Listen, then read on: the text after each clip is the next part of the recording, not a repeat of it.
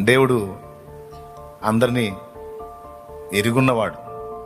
ఎవరిని ఎరుగున్నాడో వారిని పిలిచాడు, ఎవరిని పిలిచాడో వారిని ఏర్పరిచాడు, ఎవరిని ఏర్పరిచాడో వారిని ఏం చేశాడు?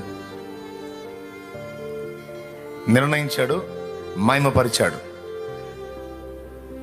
అంటే భూ సంబంధమైన వాటితో సతమతం అయిపోతున్నావో మనుషుడా, అసలు యేసయ్య తండ్రి అయిన దేవుడు అసలు నీకు ఏం చేశాడో తెలుసా? అసలు నీ పట్ల ఆయనకున్న ప్లాన్ ఏంటో నీకు తెలుసా అని ప్రశ్న వేస్తున్నాడు. ఇక్కడ నాకు అది లేదు, ఇది లేదు, అది కాదు, ఇది కాదు అని ఏవో రకరకాల విషయాలు పెట్టుకొని గందరగోళం అయిపోతున్నావో మనిషి, అసలు నిన్నేం చేయాలనుకుంటున్నాడో తెలుసా? ఆయన కొడుకు బైక్ ఇవ్వలేదని తండ్రిని తిట్టిపోసుకుంటుంటాడు.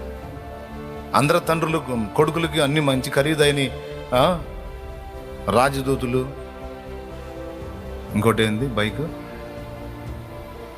రాయల్ ఎన్ఫీల్డ్ ఇట్లాంటివి ఇస్తూ ఉంటే కనీసం ఒక సెకండ్ హ్యాండ్ బైక్ కొనిపెట్టమన్నా కొనిపెట్టట్లేదు మయ్యా అని కొంతమంది తిట్టుకుంటూ ఉంటారు కదా. అసలు ఈ కొడుక్కి తండ్రి ఏమేమి సిద్ధపరిచాడో వీడికి తెలియదు. శ్రేష్టమైనవి సిద్ధపరిచాడు తండ్రి, కానీ వీడికి తెలియదు, వీడు సనుక్కుంటున్నాడు. అలాంటి సందర్భంలో తండ్రి వాడికి ఏమేమి సిద్ధపరిచాడో తెలిసినటువంటి వ్యక్తులు ఎవరైనా ఉంటే వాళ్ళు కూర్చోబెట్టి చెబుతారు, అసలు నీ పట్ల ఆయనకున్న ప్లాన్ ఏంటో తెలుసా?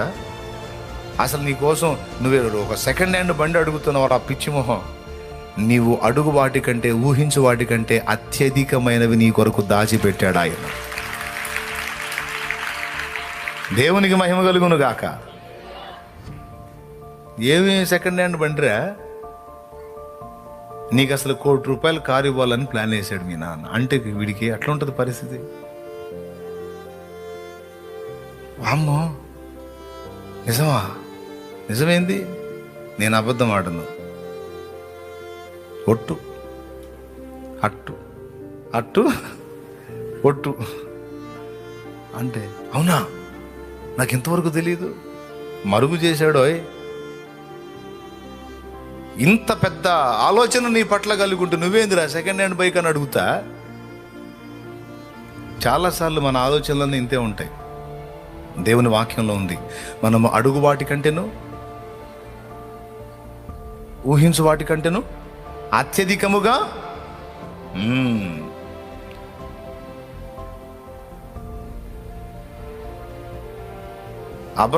అబ్రహాంతో దేవుడు దర్శించి మాట్లాడినప్పుడు అబ్రహాం ఏమన్నాడు? 100 ఏండ్ల వానికి సంతానము కలుగునా, 90 ఏండ్ల శారా కనునా అని అబ్రహాము నవ్వి ఏం చేసి, నవ్వుతా చెప్పండి, నవ్వి ఇది జరిగిద్దా, నీ సన్నిధిని ఇష్మాయేలును బ్రతకనిమ్మన్నాడు. అంటే వీడొకడు జాలేయా, హాగరో ఎవరో ఒక ఆంగు పుట్టాడుగా, వీడొకడు జాలే వీడిని బ్రతకని అన్నాడు. నీకేం పిచ్చా? ఇష్మాయేలు కాదు, నిశ్చయముగా శారా నీకు కుమారుణ్ణి గంటదే, ఆ కుమారుడికి నువ్వు ఇస్సాక్ అని పేరు పెడతావు అని అంతవరకు ఓపెన్ చేశాడు. అసలు మొత్తం ప్లాను ఉంది. ఇక ఆ ఇస్సాకు, ఈ దేవుడు చెప్పని సంగతి ఇది అబ్రహాంతో. ఏది? ఆ స్పాట్లో ఆదికాండం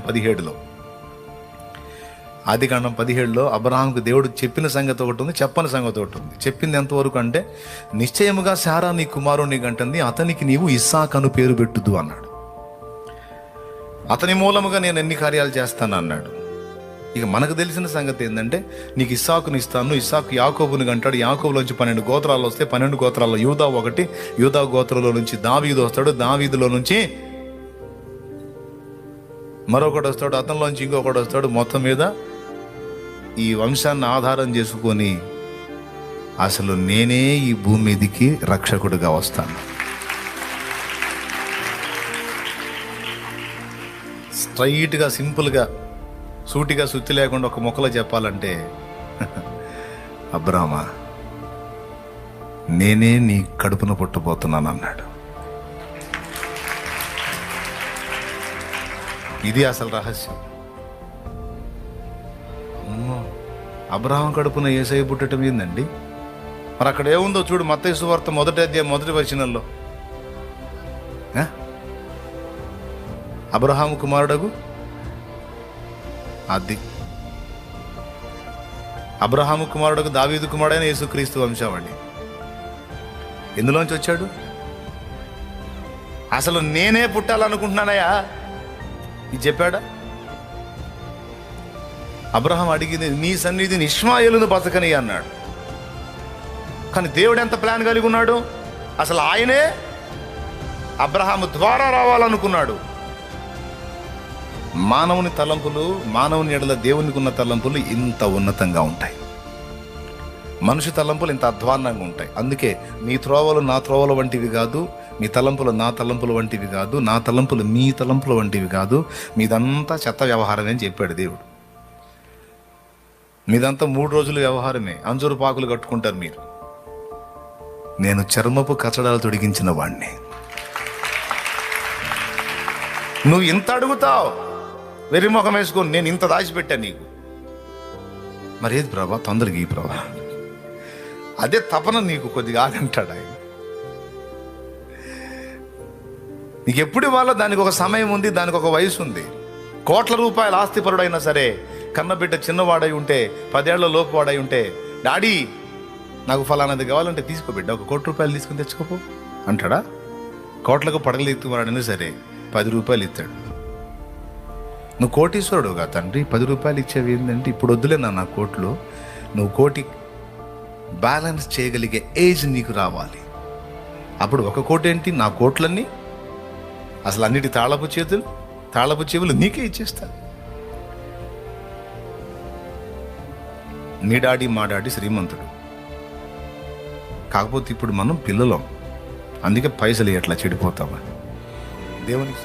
మీ డాడీ మా డాడీ ఎవరు? మరి డబ్బులే ఇస్తాడు. ఆ ఏజ్ మనకు రావాలి.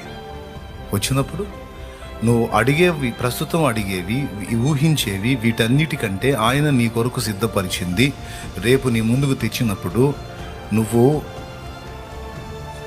ఆశ్చర్యానికి, విభ్రాంతికి గురవుతావు. ఈ భూమి మీద జీవితంలోనైనా అక్కడ జీవితంలోనైనా దేవుడు మనల్ని ప్రేమించి మనకు సిద్ధపరిచినవి శ్రేష్టమైనవి. అవి నీ నా ఆలోచనలకు తగ్గవి కాదు, ఎంతో ఉన్నతమైనవి.